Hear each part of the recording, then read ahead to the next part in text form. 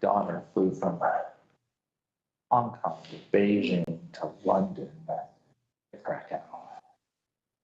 She's been staying in a hotel in the airports. I'm like, oh my gosh, it was the craziest way to do it. Yeah. She's young. Yeah.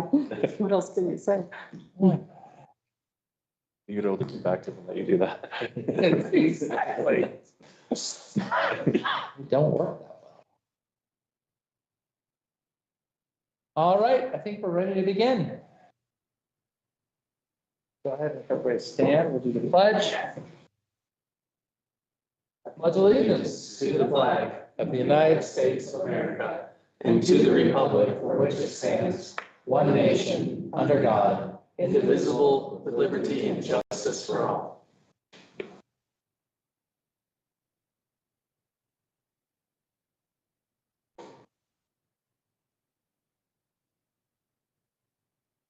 Yeah, okay. Well, I'd like to welcome everybody to our February 9th Town Council meeting. First item on the agenda is acceptance of the published agenda. Mr. Mayor, I move that we accept the agenda as published. I'll second that. All right, moved by Councilman Swafford, second by Councilman Loftus to approve the agenda as published. Is there any? Hearing none. All those in favor, please say aye. Aye. Those opposed? Motion carries 5-0. Next item are the minutes from January 26th. Move to approve the minutes of the January 26, 2026 regular town council meeting. Second. Moved by Councilwoman Boyce, second by Councilman Casiba to approve the minutes of January 26th regular town council meeting. Any comments? Hearing none. All those in favor, please say aye. Aye. Those opposed? That motion carries 5-0 as well. Next item are citizen concerns.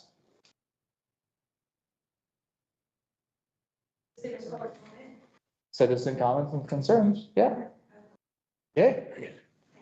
Hello. My name is Rastille. I'm here on behalf of the Children's Learning Center.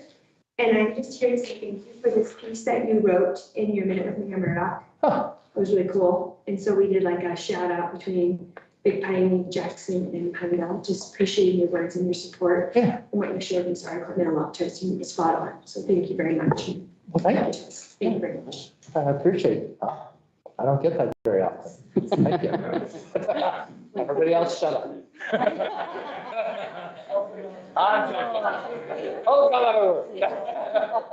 No, but it's well, and it's absolutely true, right? I mean, I think the thing that we do, and I always bring this back, but back in the day when we started asking the contract for services to come in and give a report, there was kind of like some antsiness. But the point is we want people to know what our nonprofits are doing because it's critically important. And, you know, pre-K education makes or breaks a lot of kids. And I was amazed. I think it was a Children's Learning Center that was doing like, we're going to have them speak in front of adults and things like that. And I was like, that's awesome. So kudos to you. And one, I kind of feel like a backstory for that intervention and how that works. Yep, exactly. Do you have any questions, comments, concerns for me? I do not. Other than thank you. So. Thank you. Appreciate it. All right. Any other citizen comments or concerns? I always look at you, Max. Our token citizen. All right. Any council concerns? I have one, and not so much a concern, but just a share of an idea that someone approached me with for our 210 West Pine spot. They suggested, quite a few years ago, it was brought up that people might be interested in like a bread oven, like one of those wood fire ovens, and perhaps that might be worth considering having, whether there or elsewhere. I know one of the things that we've talked about, and I'm looking at it, and one of the other projects that I'm developing of having a commercial kitchen.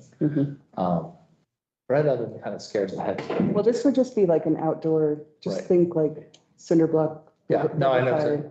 I mean, we've been talking about putting a fire pit out there and I get worried about liability. That's the one thing I think about Well, as soon as you and- say that, but it's not a bad idea. So this person Yeah. also shared, I'll send you the information, but they also shared several different communities that have done it and their paperwork that goes along with it. And the, like the thing that people have to sign to use it for one of the communities. And they have to have training, they have to reserve it. You know, it's not just a free for all, go light a fire in the park kind of thing. Well, then that's interesting. I mean, I think we're slowly making progress on 210. I know it's very slow progress on 210. Frozen now. It froze this winter? But we are looking at, you know, eventually I'll believe it. having the shelters in place and all that other stuff. So that's coming. So I think that's not a bad idea. Happy to look at it. Send me the. I will. All right. Any other council concerns?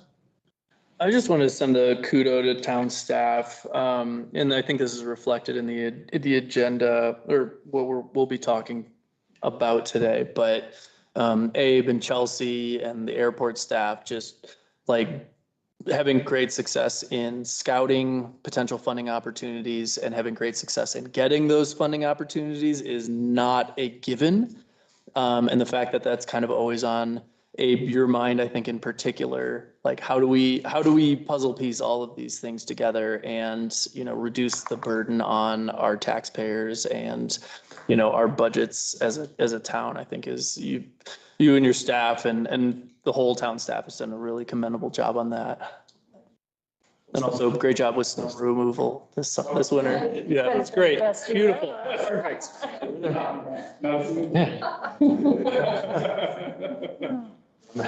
I'm expecting some bad news now Well- after this meeting. Well, there was a very water main kumbaya. across the street, but we got that. taken Okay, that's true. No, but that was well handled by staff as well, so. Any other council?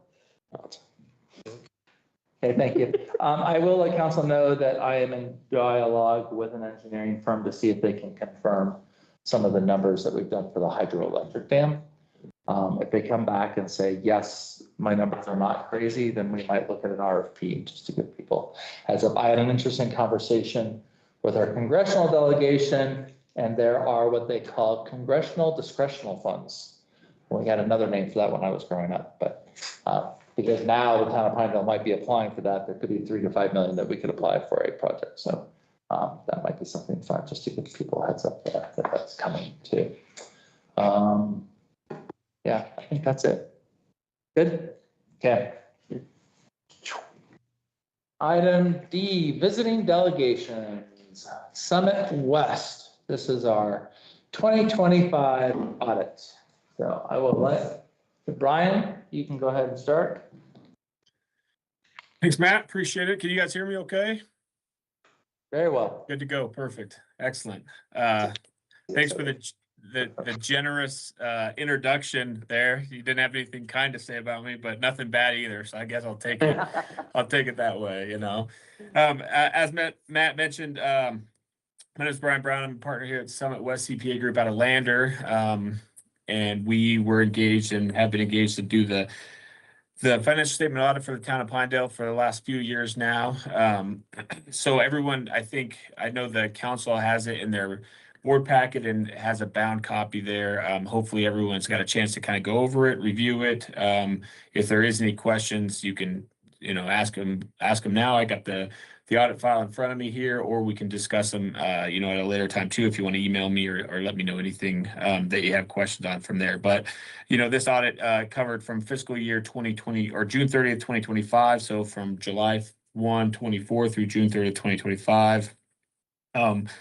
Performed in accordance with, you know, generally accepted auditing standards. Really the best thing that I can tell you is that we can do 3 levels of opinion: an unmodified opinion, a modified opinion, or disclaiming opinion. And from our perspective, we've given the town of Pinedale an unmodified, clean audit opinion. Best we can give a plus, if you will. I'll give you the A+ out of the deal. So again, that just says, you know, the financial statements that you have in front of you present fairly the town's overall financial position for the year. And again, note that it's on the cash basis. So a couple things, you know, that have been brought up recently, and we've been talking about, you know, even what Matt was just talking about and these terms of loans and infrastructure and stuff like that.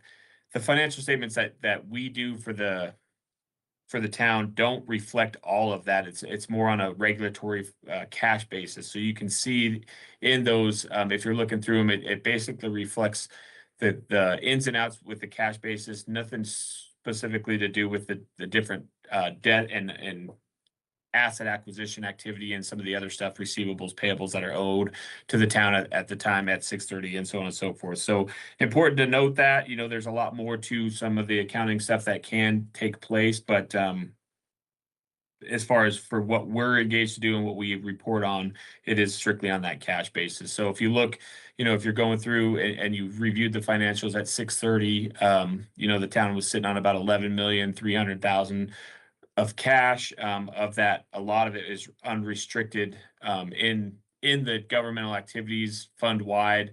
And it does have some restrictions. The general fund, you guys have your rainy day reserves, as you know, for the 5 million, your depreciation reserves of 600,000, and then special projects that are spelled out later in the footnotes for about 1.7 million of the cash that you have on hand there. So unassigned cash as of 6:30, as of June 30th, $3,230,096. Again, overall, increases in both. If you guys are following along with me or not, I'll just talk about a couple areas. For the time period, those that are familiar more in the business terms, I'm looking in your packets and in the board packet at page 6 of the PDF. So it's of the changes in fund balance, cash basis, governmental funds. This is essentially, like I was just saying, if you're more familiar with the business side of things, like a profit and loss or the income statement for the town for the time period of July 1 through June 30th. Okay. So you can see total general fund receipts, 2.9 million, 29. And then total disbursements, total expenditures for the general fund, 2.5 million.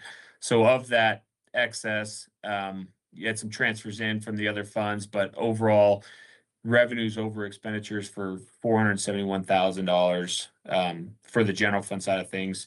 Again, same with travel and tourism side, which is the other presentation here that you see as a special revenue fund. Revenues for the year, 363,000.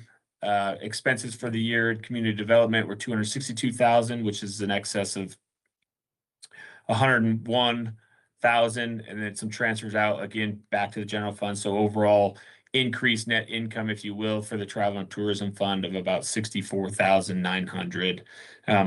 So between the two, leaving the balance in the general fund, like we just talked about, 10,574,000. Those do have certain restrictions, like I mentioned before. If you want to see those in writing in the audit, those are on the previous page 5. That spells out what makes up that 10 million. You got your rainy day reserves, your depreciation reserves, and then the assignment for special projects. Okay. Going through a little bit more of that overall here on the water sewer side, business type activities. You can see we've got the fund presentation for the airport, for the water fund, and for the sewer fund. Overall, as a result of operations, before, the airport was a new proprietary fund when the town had taken over it from the joint powers situation that was. So, it's definitely trending in a positive direction. If you look at for the time period that we did the audit for, total receipts were 1,500,470 or 1,547,000, excuse me. Total disbursements were 1.7. A lot of that was some capital outlay. You can see of about $900,000 of improvements. Again, the balance sheet on the page before doesn't show the overall outstanding debt, but there was loan proceeds for the year. So this is just the transactions cash wise. Loan proceeds of 410,000. Principal paid on debt 33,000, leaving you with a positive cash position from financing sources of 377,000.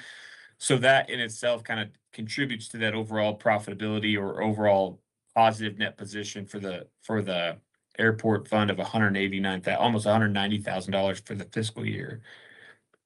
Okay, on the water sewer side of things, not as friendly, but again, same idea.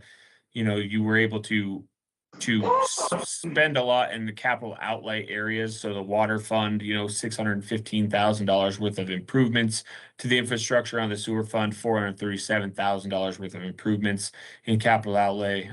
That doesn't include the engineering and testing pieces that are separately stated on that financial. So overall, excess disbursements, excess costs in the water fund over revenues were 322,000. And then the sewer fund, 140,000. But again, considering that on the cash basis side of things, if we were to capitalize these costs and depreciate them, you know, that's one area where you would see that overall swing for net profit, if you will, for those funds kind of flip a little bit there. Okay, because in these financials, everything that you would capitalize and put onto an area like on the government statement of net position, they're removed for the sake of these financials, and they're just shown as general disbursements for those outlays there. Okay. You know, going through it a little bit more overall, I mean, a good positive position. The town of Pinedale remains to be in a strong positive position in the general fund, in the travel and tourism fund, and all three of the proprietary funds that we have set up there. You know, if you do have a copy of the packet or go through those, you can read back in the notes. We do discuss a little bit more in depth on some of the construction commitments that are outstanding, the debt that's outstanding for the town, and the financial obligation annually to service that debt, and so on and so forth. But I don't want to get too much into the details because I already can tell that people are not loving no. But overall, you know, everything positive wise. The other thing that we're engaged to do is a result of what they call single audit for compliance of federal funding. And I'm skipping down through here a bit now, but towards the back of the packet of the financials, page 20 of the PDF, you can see the fiscal or the federal expenditures for the fiscal year.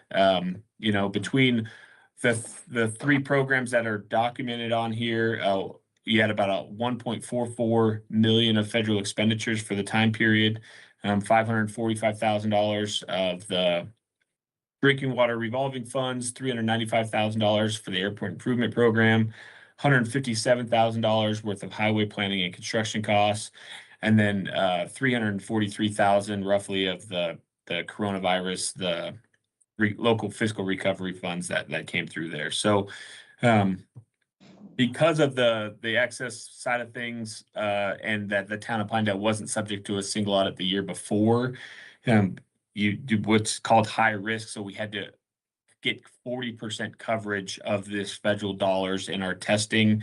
So we ended up testing two different major programs for the year, which was the coronavirus state and local fiscal recovery funds, and then the drinking water state revolving funds.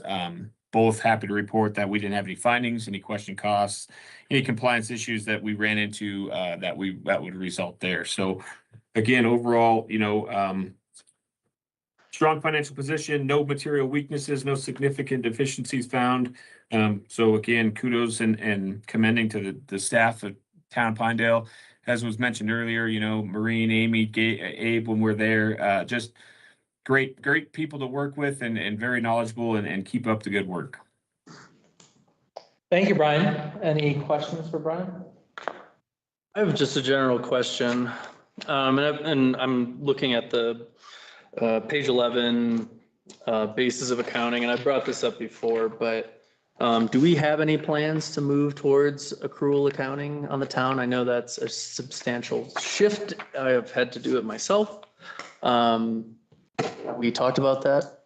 We've had conversations internally and we keep on coming back against it, but we've never discussed it, I think, in an open meeting like this. But the general rule is like everybody feels more comfortable staying on the cash side. So, you know, and from our perspective, a big undertaking is the infrastructure and the accounting for that. You know, the purchase of the buildings, the streets that are owned, the utility work, all that stuff is probably an area that would be the hardest from an audit perspective to get good understanding and good familiarity with. You know, the stuff that we already confirm and discuss on is like the debt that's outstanding, that we can confirm and talk to other, you know, financial institutions to get good familiarity with that. Any payables and or receivables at 630. So, you know, on the full accrual basis side of things, you know, you recognize revenue as it's earned and expenses as they're incurred. So that side of things, you know, you're already on the water sewer sanitation side of things, on the billing, you already book and we could show the receivables there. It would just show like whatever receivables would be owed in the general fund side of things and whatever payables would be there. Same idea. So like, if there's costs incurred or services incurred prior to June 30th, paid after June 30th, you would see an accounts payable or an accrued liability on the books for that. You would see accrued liabilities for all town employees for wages that are owed to individuals as of June 30th.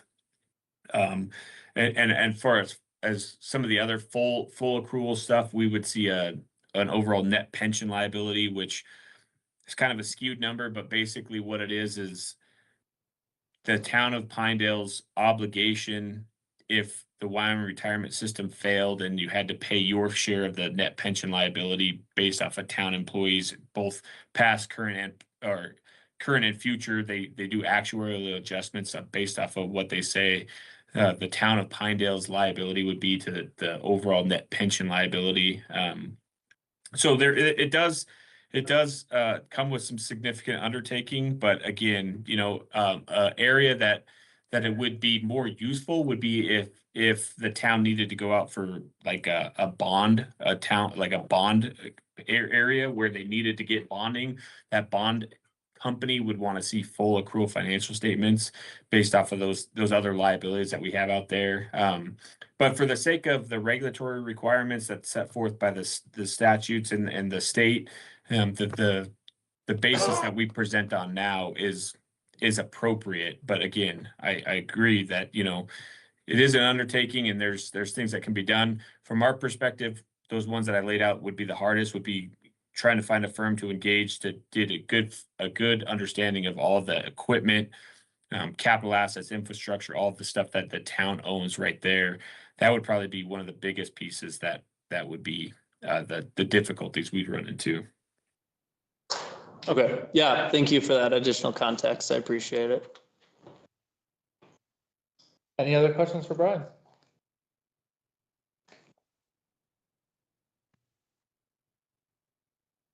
I'm just thinking, I was like, who else do we normally have as a visiting delegation that gets as few questions as our auditor does? Just throw out depreciation, a couple of things like that, and people start like, what? But no, we appreciate it, Brian. Thank you for your hard work. And I do, a big shout out to Amy and Maureen and Kelsey and Abe and Chelsea. This is a lot of work that goes into doing the audit. The town of Pinedale, how many single audits have we done now? I want to say 8 or 9, maybe 10. It's definitely, we've done, aside from last year, there's usually at least a single audit every year. And I imagine based off the conversations that I've had with both Amy and Maureen and Abe, it sounds like, you have no plans to slow down and getting some of that federal funds coming through. So I'm sure that will continue to do some of that compliance work moving forward. I only mention that because I think it goes back to the earlier comment that you made, Councilman, is that, there is a large number of grants and funding that you get on state, local, and or state, national level that, is significant. I mean, and it's, I know that there are not many towns in the state of Wyoming that get a lot of single audits. So shout out to staff because that's a lot of work. And it is a gold badge, certainly, I think, for the town of Pinedale. So thank you, Brian, for your time. Thank you Yeah, for you the bet. hard work. And if anybody has any questions, feel free to Brian independently. Obviously, as our audit, that's part of the right to get that access. So.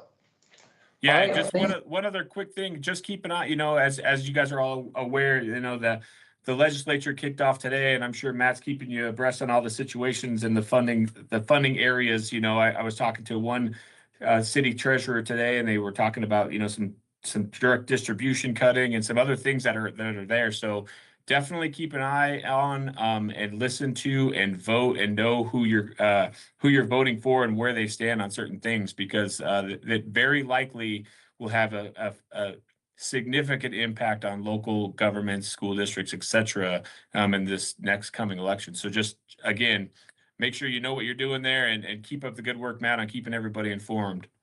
Thank you. I'm assuming then you would agree that a fifth penny would be a very good thing for the town of Pinedale.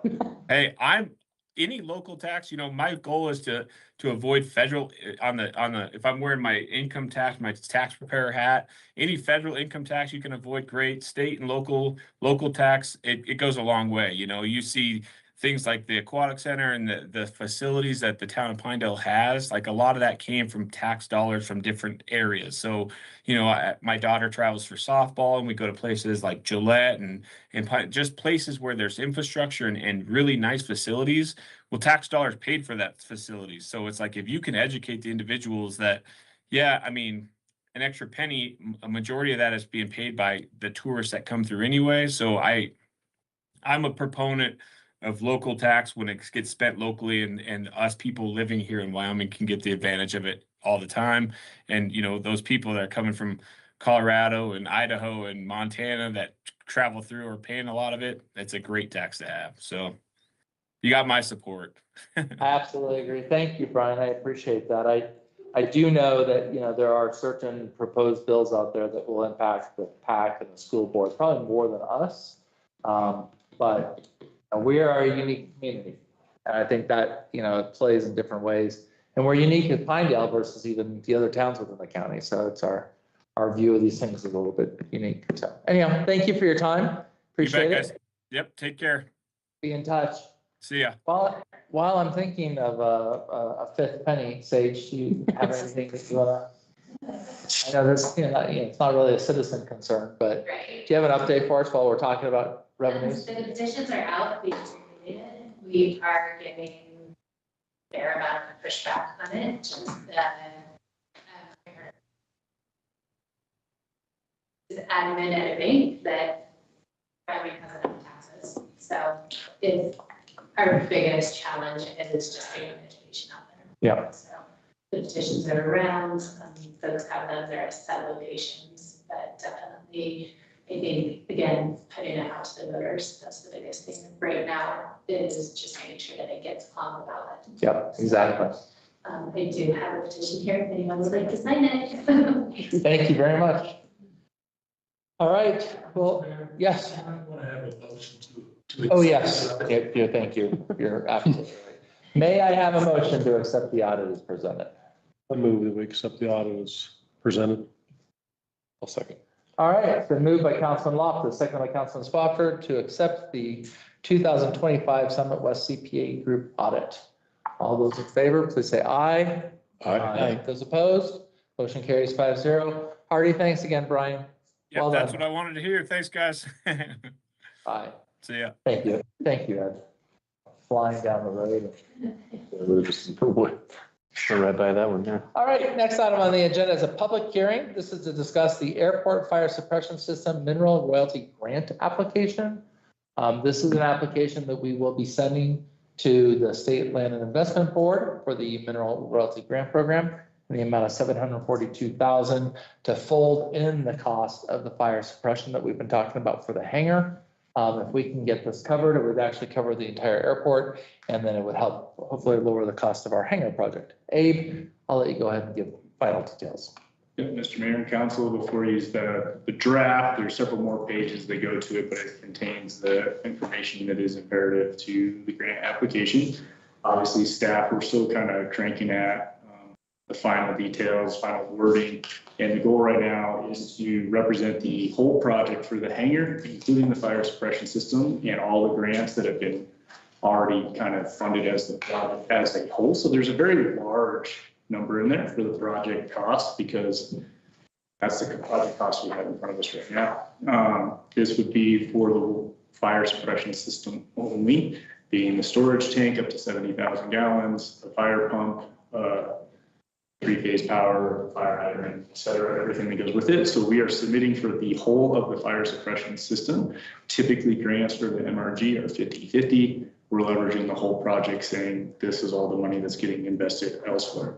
We've been in contact with Shad Cooper. We have a letter of support from him and his team. This actually impacts around 750 address properties in Suffolk County are within the 5-mile buffer required for reduced haul times for ISO ratings. And so there's a potential that this hydrant could lower insurance for 750 homes in the county, not even just the impacts that it makes to our airport and firefighting and and development or anything for the airport. So his estimate that's around 1,700 people that could be impacted as well. So all of that stuff's going to go into the packet. I do want to make it clear that our application is asking for all of the water suppression needs. They have about $6 million left in the MRG pool for this year. Obviously, it would be competing against anybody else who submits on the program. Their meeting last week had 18 applicants. They funded every single one in some capacity and saved $6 million for the meeting in June. So this deadline is February 19th. So hence why we're here to get approval, and we'll get it submitted by the end of the week or early parts of next. When's the hearing? Was there? The deadline is February 19th for the application. The hearing is June. Okay. June. Don't make me go today. No, it's fine. Early June. We're gonna be spending Friday with the 5 elected, so I guess like, we can toss that out there. It'll be a great opportunity to champion our project. All right, is there any questions about this? Otherwise, I'll entertain a motion. I move that we approve the application to the Wyoming Office of State Lands under the Mineral Royalty Grants Program to construct a fire suppression water system and essential public service at the Pinedale Airport in the amount of $742,800 pending final staff review.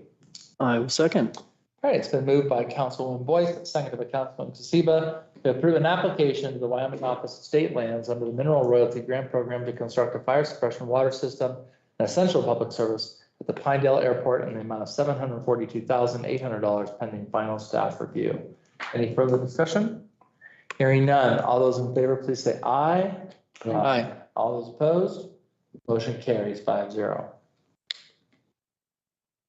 All right, next item. Let's get long. It's the consent agenda.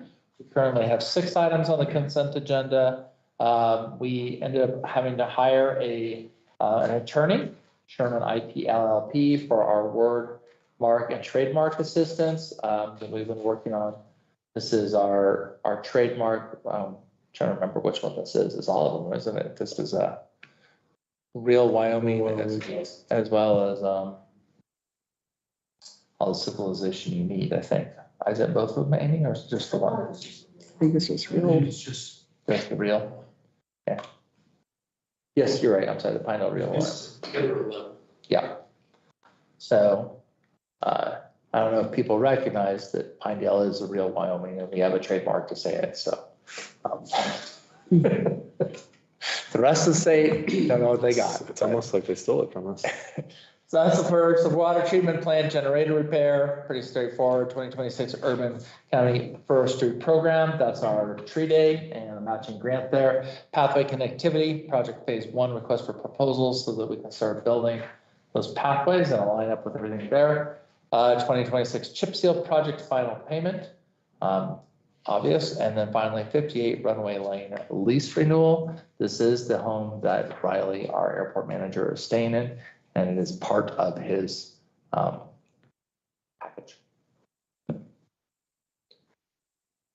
I will move that we approve the consent agenda as published. I just want to make a quick note for the airport lease. In the actual agenda item, Wilson is spelled wrong. Lease, it looks like it's right. I'll second.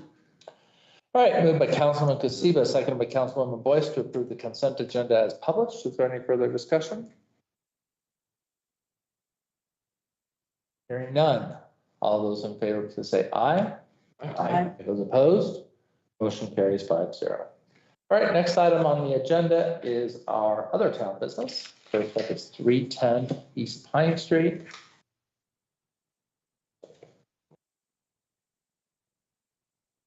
What is it? Oh, I was like, okay. All right, this is 310 East Pine Street, C1 zoning district permitted use. Abe, I'll let you go ahead. Mr. Mayor and Council, before you tonight is a request from Mr. Chris Brickenhoff, which is here in the audience. He owns a modular home company, Mountain West Modulars. He came to town council asking if he could use a commercial property in town for the sale of those modular units, modular housing. It didn't really hit a C1 or I1. It's not really spelled out in our code at all. And so the avenue is to consider it under C1 zoning subsection 86, which is other similar uses as deemed appropriate by planning and zoning the town council. So Mr. Brickenhoff would like to put these modulars on 310 East Pine Street, which is the, Dave's, I was going to call it King Cone, sorry, Dave's Last Stand lot. We kind of got a site exhibit in the packet there, the back kind of southwest corner. He would like to have modular homes for sale. This went to planning and zoning for consideration at the last regular meeting, was discussed in regular session, and they recommended 5-0 that it is a similar use to C1 zoning, and they passed that recommendation on to you as council. Obviously, if you guys have further questions or whatnot, the applicant is here, and the owner of the property has given their blessing. So, Nice looking house. Any questions from staff? I'm assuming you're satiated. I could just make a couple comments about things we discussed at Go the for it, yeah. planning and zoning. The idea that since these homes are on wheels, they're not that different from an RV that can be sold at, and why not is using that portion of that property there. And there are also sheds across the street for sale. So we thought it fit. There was some question about signage and how big a sign they could have, given that there's really only the one tiny building, and that's a factor. How the size of the frontage of the building is a factor in signs. So that was the only part that we were not sure about, but no problem with the actual plan. I was gonna say the sign ordinance should just dictate after that point. It does, but it's partially based on the width of the building or any building that's on the business. And since Dave's is such a small frontage. Right. And they already have several signs, it might be hard to. Mr. Mayor, Councilwoman Boyce, Chelsea and I spent a little time last week, went out and measured all the signs that were there, measured the buildings to our best of what is the compliance status. We believe there's about 54 square feet. That means 56. Yeah. Yeah, so there's about 54 square feet of allotted sign space remaining. And we've been dealing with the applicant about what that could mean and how much he could use. And we're just counting Dave's Last Stand building. We're not including the awning or sheds in the back at this point in time. So there is enough space. We excluded Half Moon Lake Lodge from that calculation since it had the standalone variance that was generated by the town council. So there's a little space. He's working through the details of how he makes his signage work. Yeah. So. I'm planning on good. Yeah, okay. An 8x4 8 tall 4 wide sign, held on with brackets around the post, the 7 foot below it, but curious on where those brackets, if they need to be sitting high on those brackets is all something I picked up on the description. Yeah. That was your staff who could give you that. Paint the house pink if we get everybody's attention. Okay.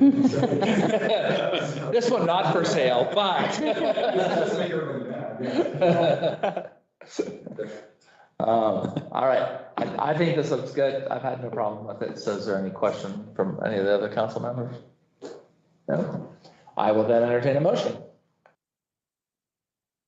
Move that we approve modular house sales 310 East Pine Street as a permitted use pursuant to chapter 475-108A with the condition that all houses must remain mobile and on trailers to be considered a C1 use. Second. Moved by Councilman Siva, second by Councilman Swafford to approve modular house sales at 310 East Pine Street as a permitted use pursuant to chapter 475-108A with the condition that all houses must remain mobile and on trailers to be considered a C1 case. Any further discussion? Hearing none, all those in favor, please say aye. Aye. Those opposed? Motion carries 5-0. Thank you, sir. Wish you the best.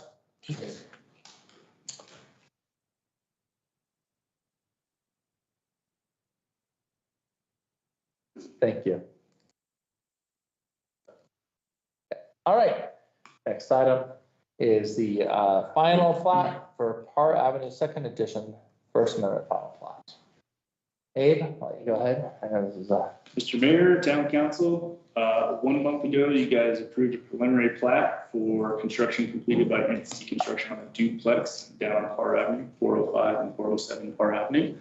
That preliminary plat, one of the conditions was the resolve of separation between the units. I've been in several meetings with the applicant, Mr. Goodrich, State Fire Marshal's office, and I'm confident in saying that it sufficiently meets the town code and the IRC. As reviewed by the State Fire Marshal, they have a small report in there that condition has been resolved. And other than that, I believe the final plat is complete and ready to be signed. I will say, because this creates new lots in the town of Pinedale, Mr. Goodrich paid all the fees up front.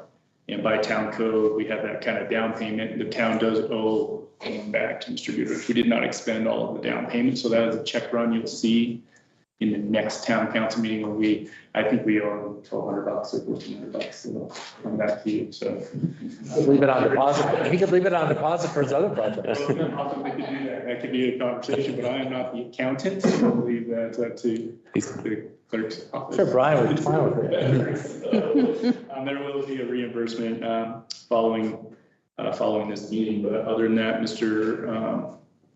Bowers, our town engineer, has reviewed it and signed the plat. I have a final plat sitting in my office for execution for the mayor and clerk if you guys approve tonight. All right, any questions for Abe or Mr. Goodrich? Mr. Goodrich, is there anything you would like to say before we take action? Okay. All right, then I will take a motion first. I move to approve the final plat of the Parr Avenue Second Edition First Amendment to the Town of Pinedale, the vacation of Lot 4, Parr Avenue Second Edition, Block 1, and the creation of Lots 10 and 11, Parr Avenue Second Edition, Block 1, with conditions. Moved by Councilwoman Boyce, seconded by Councilman Swafford, to approve the final plat of the Parr Avenue Second Edition First Amendment to the Town of Pinedale, vacation of Lot 4, Parr Avenue Second Edition, Block 1, and the creation of Lots 10 and 11, Parr Avenue Second Edition, Block 1, with conditions. All those in favor, please say aye. Aye. Those opposed? Motion carries 5-0. Thank you, Mr. Goodrich. Thank you, guys. I appreciate that.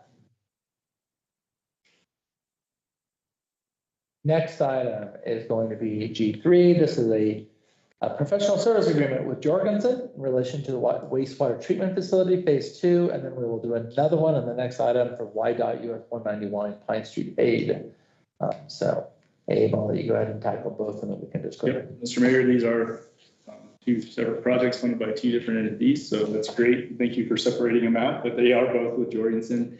The first one is an RFP that went back under contract negotiations with Jorgensen for both phase 1 and phase 2 of the wastewater treatment facility. This contract is specific to phase 2. We're already under contract for phase 1. Phase 2 is the design of a secondary treatment facility, so that we can hit our ammonia discharge limits again. So this is taking steps on our master plan with the wastewater treatment facility and all the DEQ requirements that are on us. This has been a hard-won contract. It's taken us a long time to get to this point. Mr. Booth is in the stands. We're excited to get going on it. I recommend approval of this contract. It has been reviewed by Ed Wood. Should be good to go. Funded by Clean Water, CWSRF. It's the front half of this project. Right. All right, any questions from council? Any comments from Jorgensen? No, just looking forward to getting going on this. Okay, yeah, so are we. Thanks for working with us on this. I know that was a lot of back and forth, so we appreciate that. And I think it's interesting. I mean, it's obviously a percentage of the thing, but $903,936. So don't round up. Yeah. All right, can I have a motion, please? I move that we approve the professional service agreement with Jorgensen Associates to provide engineering services for design of the wastewater treatment facility phase 2 project in an amount not to exceed $903,936. Second. Moved by Councilwoman Boyce, seconded by Councilman Casiva to approve the PSA with Jorgensen Associates to provide engineering services to design the wastewater treatment facility phase 2 project in an amount not to exceed $903,936. Any further discussion? Hearing none. All those in favor, please say aye. Aye. Those opposed? Motion carries. Next item is YDOT US 191. Is that pretty straightforward, but Very straightforward. We've done so much work between Transportation Master Plan and TAP, and now we're trying to get it all into a scope, and all the ARSs with YDOT. Jorgensen has been very helpful. I don't want them to do it for free. This is just a T&M not to exceed while we figure out where these scopes land and how we get to where. yeah, I think you're underselling it, Abe, just to be clear. Just so council knows, it is going to be a little complicated to work with YDOT. I mean, I think everybody's super excited. We got a 3.3 million grant. As you see later on, we are applying for additional funds from the governor, but this is going to be a complicated story once we get down to blueprints and trying to fit all our stuff into their stuff. So it's well worth 20,000 to have Jorgensen sit there and kind of put it together and make certain that YDOT understands what we're aiming for. So you're kind of like our engineer of rep, your owner's engineer in there as well. So I appreciate that. So There's gonna be at least. I just want to understand, because Four agreements with YDOT. it's going to be a little complicated. Yeah. If they come back and say there's a problem, you're gonna understand, because we did know that this could be complicated. So I will entertain a motion. I move that we approve the professional service agreement with Jorgensen Associates to provide engineering services, aid in the developing scope and direction with the YDOT US 191 Pine Street project in the amount not to exceed $20,000. Second. It's been moved by Councilman Loftus, seconded by Councilman Swafford to approve a professional service agreement with Jorgensen to provide engineering services to aid in developing scope and direction with the YDOT US 191 Pine Street project in an amount not to exceed $20,000. Any questions? Hearing none. All those in favor, please say aye. Aye. Those opposed? Motion carries 5-0. Thank you, sir. All right, next item is the new hangar construction update. Mr. Mayor and Council, this is just your guys' hopefully monthly, more detailed update on the hangar as we continue through the CMAR process. We're at 60% DDs, which is one step away from kind of construction drawings. The DD construction has continued to lay their best foot forward on trying to understand costs. You can see the costs are still pretty fluffed up with some contingencies and those different things. We are confident this number is still going to come down, but until they start meeting with contractors and kind of locking final bids, this is where we're at. They are, I believe they're going to be in town this week meeting with contractors. And I know they went out to RFP on all of the major components for subcontractors. And so those prices will start coming either lock in, lock up, whatever the case may be. From my conversation with Mason, he's still very confident this is worst case scenario. Cost, we are still perfectly on schedule with our completed construction costs, so we're doing good on that front. The one item that has fallen behind, the staff is pushing really hard on, is our electrical components, because we have to get a contract with Rocky Mountain Power. Our electrical subs right now are very hesitant to finalize a load sheet until they know that they're locked in on the design. I'm telling them I don't care. If we change the scope and we go from gas heating to electric heating, I will eat that in front of the council and say we screwed up, but we're 12 months out on transformers. We have to get moving forward on that electrical piece. That's the major push at the moment. But I did want to put the schedule in front of you guys. I want to put the cost back in front of you, let you know where we're at, see if there's any questions from you or the public regarding where we're at with the hangar project. Excellent. Any questions from staff or from council? I heard that. I know what's going on. I clicked, yeah. I hope you know what's going on. You're our rep on that board. No, this is really exciting. I think this is great to see it on schedule. And I'm excited to see those costs go down. Me too. I'm confident we have $750,000 to come off this. That's where my head's at. That's what I'm aiming for as staff. So I I mean, I'll eat those words if I have to. Do I hear a million? I see 400,000 in contingency just floating there, and this is without bids. Yes. Having other things. I feel like there's some other design factors that we've asked for staff that are kind of in the works. I mean, maybe we won't get our goal, but staff as of right now, we're like, hey, I think we can still cut 3/4 out of this. Yeah, I think you're right. I mean, we start looking at risk upon risk and covering, just security. There's a lot of stuff that's gonna get trimmed, so. All right, any questions from council on this? Nope. No. All right, next item, Skyhammer. We have been pre-approved as a host airport. Abe, I'll let you go ahead and give that. Mr. Mayor and Council, we're always trying to look out for new opportunities for the airport, both financially and just strategically in the region. We've been pursuing increased fire presence for a couple years now. And this year we caught wind of Operation Skyhammer, which is a Type 1 helicopter that they're looking for pre-approved sites. Last year they were approved in Hayden, Colorado, and somewhere else in northern Colorado.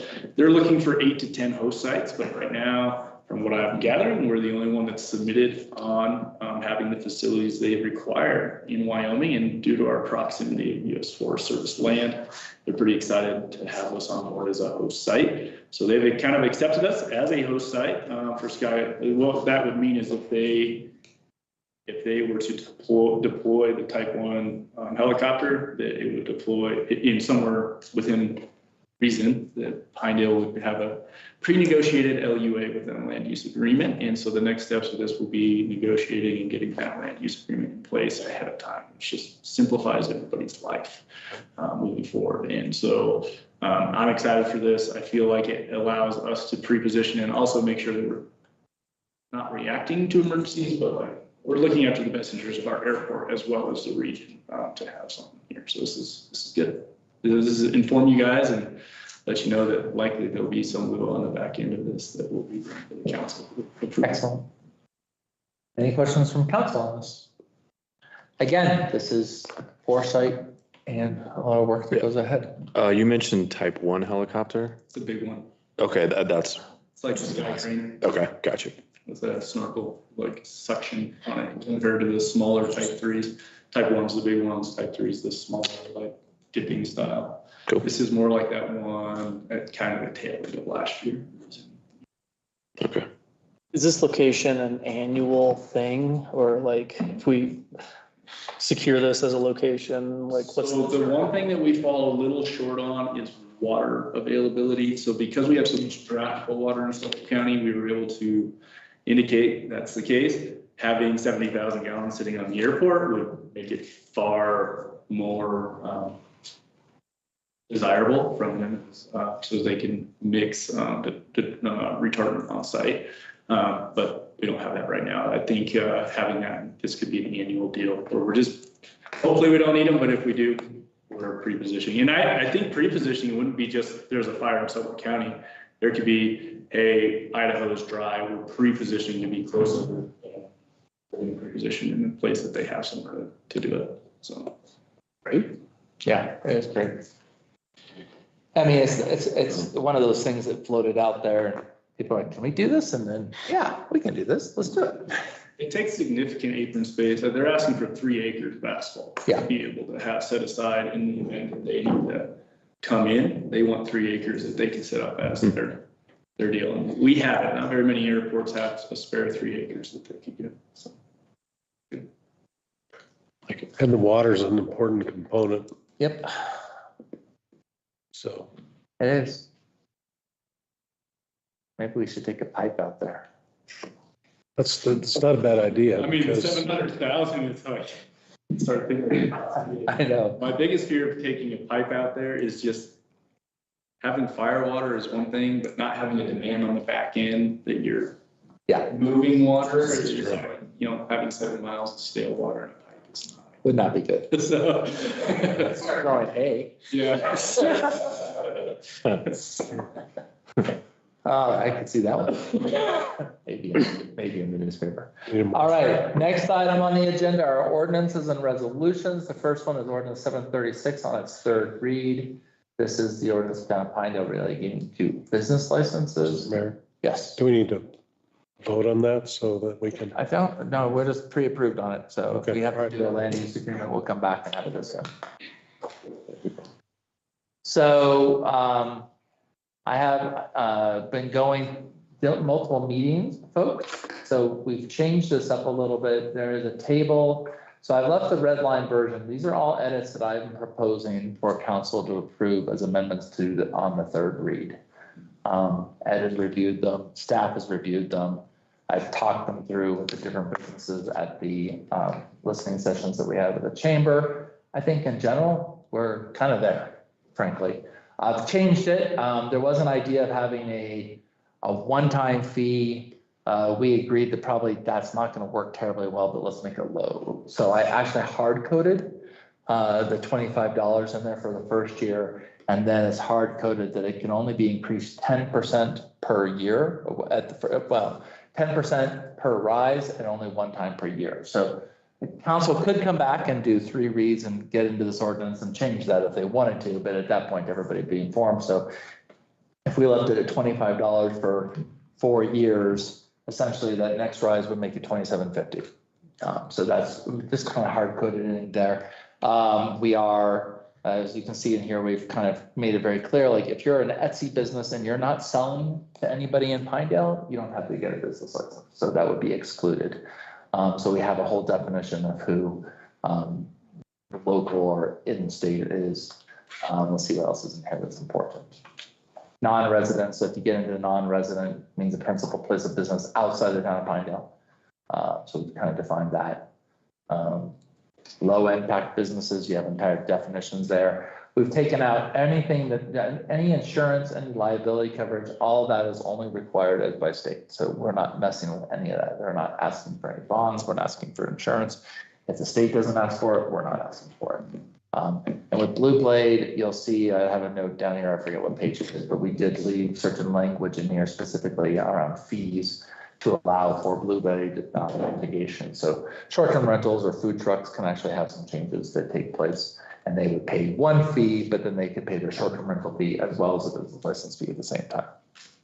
So there are, once we're done with this, there will probably be a few ordinances that we might have to clean up now that we have an overriding business license, but we can get into that.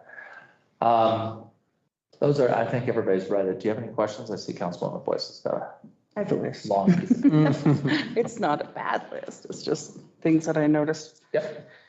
I wondered if we needed to specify like, on, what I was thinking of, like selling something on Facebook, that it doesn't say that it, you know, we've got yard sales covered. We have online sales that don't go to people in town.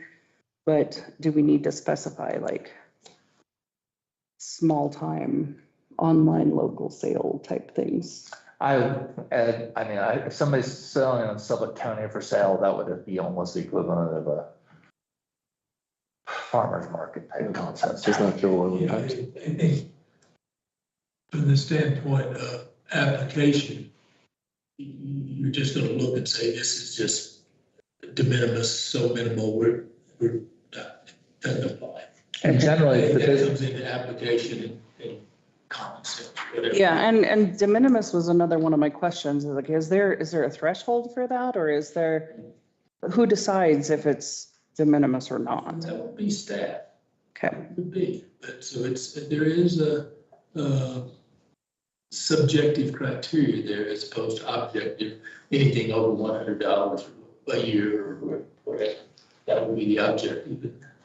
but I think you need to we need to leave some subjectivity in there, I think, to the degree. I mean, obviously, if there's an exaggeration or there's something being abused, then that can be dealt with on either from the mayor to staff or from council and comes in, but there has to be. oh, I a little don't bit of a- disagree. I was just wondering if there is an actual number because I've, you know. Anyway, another one, let me find this. So in 160-30, this is under application procedure. Point F, which is actually, it's one of the red line.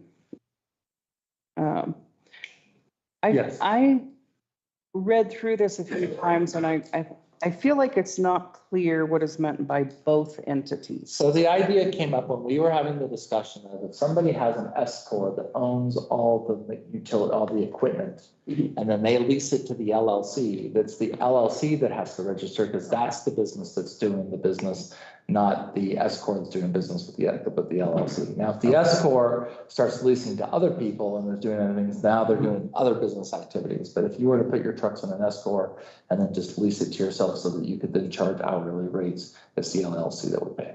Okay. It was a really great question that came up in our discussions, and Yeah, I remember the the wordsmith discussion with it. came but- up with a couple of ideas, and here we are, so. Okay. Do we need to explicitly state somewhere what the license can be pulled for, like what infractions? My thought being like, do we need a line that says something about that you must be compliant with all state and national regulations, laws, permitting, that type of thing? For two reasons, and I'm shaking my head just for those who are not, who might be listening. And Ed, I'll let you speak to this, but I think the problem is if you start coming up with a no list, and then tomorrow somebody says, but I'm not on the no list, then you have a problem, right? And the other expectation is that these are the requirements of the business that's operating. And when we say that you have to have all your permits or all your licensing, we get into the problem. If I have to list all 26 items, then I miss one, then we can create a problem. If I have to create the naughty list, and then somebody will come back, well, I'm not doing that, but I'm not on the naughty list. Well, yeah, I don't want it to be like an only these things kind of list, but I thought, specifying that you have to.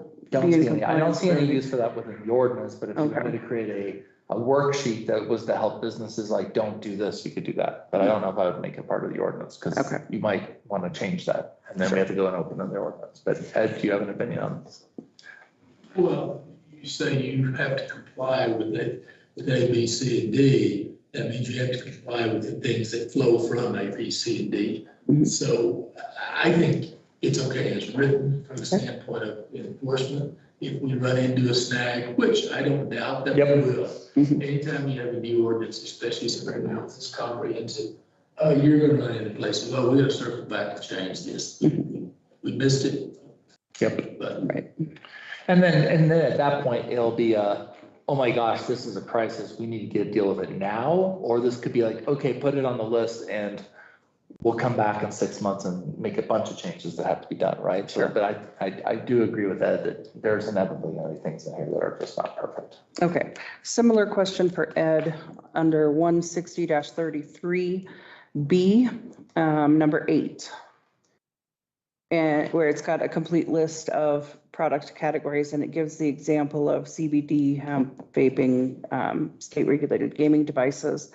Does that need to say including but not limited to, or is that implied because it's an example?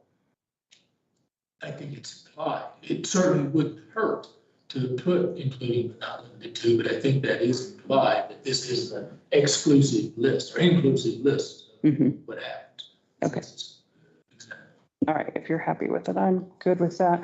I think that was all of my questions. I mean, you could put an et cetera.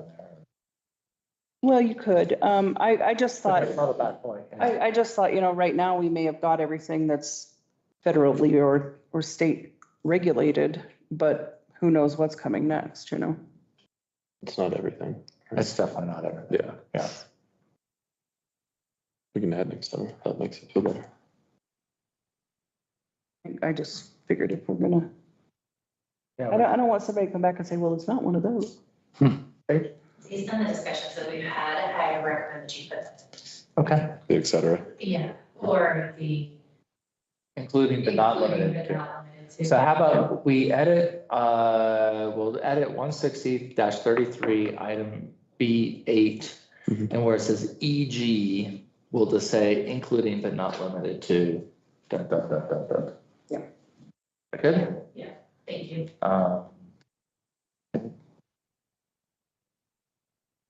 I can do that. Okay. I want to type it here, but I'm like. I've already got it written. Yeah, it's not good, yeah. Okay, anything else? That's all. Anybody else on council? Questions? My question though, going back to the one about specifying compliance with all the other things, do you feel like as written, this has the teeth to address the couple of issues that we've had? Yes. Okay, The 4 issues that I'm thinking of right now, yes. okay. All right, I'm happy with it then. Good. Amy, you good? Amy and Ed have worked on this a lot too, so thanks for that. And Sage, thank you very much for your input. And I don't see any other businesses here. I'm a little surprised. Well, I mean, we had some good meetings and honestly, by the time we were done with all those meetings, it seemed like everybody was just kind of like, okay. What do you think, I mean, I kind of had a feeling about what the percentage break was in the room about a month or 2 ago, whenever we had the meeting in here, but overall, I'd you say it kind of held? 96%. I mean, there might have been one person who kept on, but I think. Yeah, there was like 1 to 2 in here that night. I feel like that one person was kind of like just trying to find out how close to the line can you get. And my argument was like, we should have good businesses, and is there a wrong thing with, it shouldn't be wrong to have an expectation for good businesses, should it? And again, as I always tell people, and I think we brought it up, that this is again why local government's so great. If there's a problem in this, we can come back and change it 3 reads. I don't have to go to Cheyenne and lobby for some change and have somebody do something crazy. And People, just to go along with that, I didn't hear anyone against it whenever I was talking to people individually about it. I've had people, in fact, one of the owners came back and said, it's about time. So. So I think once the transparency was out there and once people understood that really this is not to make money, this is not, I think the biggest change was saying that it had to be opened to adjust. Like the common was, well, pretty soon it's $25 an hour, pretty soon it's gonna be 500. And so really understanding that transparency, and I think the council and the mayor did a phenomenal job of putting out the education and being very transparent with why, and taking suggestions and adjusting that to really what the business owners were asking for. And it helped, I mean, because like, it was quite the point wasn't the funds. So I do think that's, and we'll probably come back, like Abe and I were talking, like, because right now we just recently made short-term rentals $250. And so I still think a short-term rental should have a business license, but I think what we do is like, okay, you have a $25 business license and a short-term rental for $225, right? And the nice thing is with Blue Blade is that people, like a food truck, will be able to come in and say, I have a food truck, $25, and I want to have it so I could operate anywhere in the town. This amount comes up, or I want to do it in one particular location, this amount. So this way, in one location, a person can walk in, drop it, and then they'll have everything done. And then next year, when it comes time to renew, one mass email can go out to everybody and everybody can know what it is. So, all right, hearing no further discussion other than my own voice rambling on. Can I have a motion, please? I move to approve ordinance 736 on third read, an ordinance of the town of Pinedale, state of Wyoming, creating chapter 160, article 5, relating to business licenses. Accepting all the red line amendments Yes. as well as yours. I'm getting Yeah, to sorry. that. I want to make sure you get all the red lines. Yes. Accepting all of the red line changes, as well as making a change to section 160-33, section B8, which will read including but not limited to in place of the EG. All right, moved. Second. And second, it's moved by Councilwoman Boyce, seconded by Councilman Kosiba to approve ordinance 736 as amended on its third read. Any further discussion? Hearing none. All those in favor, please say aye. Aye. Those opposed? Motion carries 5-0. Thank you, everybody. I said we were nuts. Well, we probably are. Last municipality in the county to do Wait it. until I see what next. We finally joined Marbleton. It took so long. I was talking to somebody from Marbleton and they were like, you don't have a guy, I know, tell me about it. Anyhow. We were talking about the fifth penny and she's like, what? All right. Next item, resolution 2026-03. This is a resolution authorizing the submission of the federal mineral royalty grant for the reconstruction of the fire suppression. Approve the application. This is the formal resolution required to accompany. That's right. Yeah. It has a fancy name. Discussion, hearing none, I'll entertain a motion. I move that we approve resolution 2026-3, a resolution authorizing the submission of a federal mineral royalty capital construction account grant application to the State Loan and Investment Board on behalf of the governing body for the town of Pinedale for the purpose of the construction of a fire suppression water system at the airport Ralph Wenz Field. Second.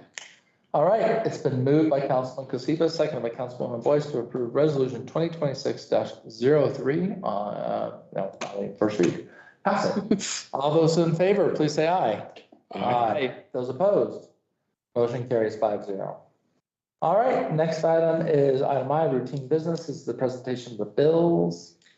I move that we approve the bills for February 9, 2026 in the amount of $556,621.70, paid with checks 32153 through 32197. Second. Been moved by Councilwoman Boyce, seconded by Councilman Cosipa for the bills for February 9th, 2026 in the amount of $556,621.70, paid with checks 32153 through 32197. All those in favor, please say aye. Aye. Those opposed, motion carries 5-0. Excellent. I will entertain a final motion to adjourn. Move the we adjourn. I'll second that. Moved by Councilman Swafford, seconded by Councilman Loftus to adjourn at 6:11. Anybody want to argue against it? Hearing none. All those in favor, please say aye. Aye. Opposed? Motion carries 5-0. We are adjourned. Thank you, everybody. Thank you, staff. I will force sleepover one of these days. Gabe. You should come to the planning and zoning meeting. We're till 9. So we're having. Really? For the Butler home? No. We're working on writing an ordinance. Property. We're working on They wanted to put. In, We got like separate 4 banners. districts Um, and for, that's coming up, but we didn't want to use unit it. development. Where you would take one piece of land and do multiple things. Is on it. there Normally, road It's not- closure? this is commercial. We don't want to put stakes in where the landscape. Residential, you blend it within that. And so we're writing an ordinance. In Dave's last stand. For winter For the winter carnival snow motion. Oh, wow. Yeah, what we didn't want to do, I don't know about that. set up any irrigation thing. No. So I was gonna ask you on behalf of the Let me look and see Good if help. they're, so they're stopping to put a couple let me break the computer. banners up. See. They should be, that site should be booked Like 3 or 4 of them. on the computers at the We have like library. 8 frames. Go in and then print it out. We don't Consider this. printed one.